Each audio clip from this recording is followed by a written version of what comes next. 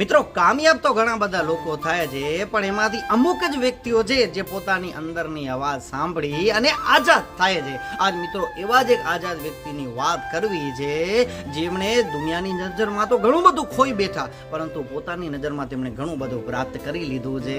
મિત્રો આજે વાત કરવી છે કશિશ મિત્તલની, જેમણે જેઈની પરીક્ષા ઓલ ઇન્ડિયા રેન્ક 6 સાથે પાસ કરી, દિલ્હીમાં આઈઆઈટીમાં બીટેક કર્યું અને ભારતની ટફેસ્ટ એક્ઝામ એવી યુપીએસસીની પરીક્ષાને પાસ કરી અને માત્ર 21 વર્ષની ઉંમરે આઈએએસ બની ગયા.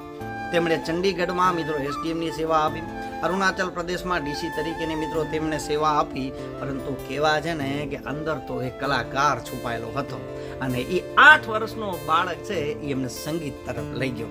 મિત્રો તેમનો જન્મ છે એ જાલંધરમાં થયો હતો.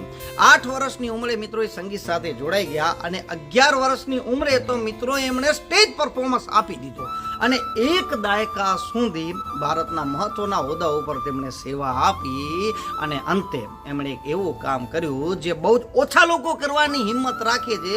તેમણે આઈએએસની નોકરી છોડી દીધી અને સંગીતને પોતાનું જીવન બનાવી લીધું અને હાલ તેઓ ભારતના એક જાણીતા શાસ્ત્રીય ગાયક છે અને ઓલ ઇન્ડિયા રેડિયોના A ગ્રેડ આર્ટિસ્ટ છે અને આઈસીસીઆર દ્વારા માન્યતા પ્રાપ્ત આગ્રા ઘરાનાના પ્રશિક્ષક છે. મિત્રો તેમને ઘણા બધા સન્માનો પણ પ્રાપ્ત થઈ ચૂક્યા છે, પરંતુ મિત્રો મને એક સરસ મજાની વાત કરી કશિશ મિત્તલે કે સંગીત જે શાંતિ આપે છે ને તે દરેક સન્માન કરતા મોટી છે.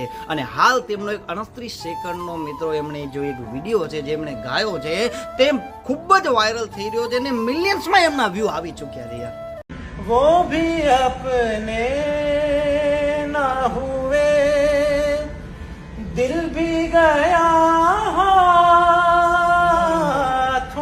से वो भी अपने क्या बात है।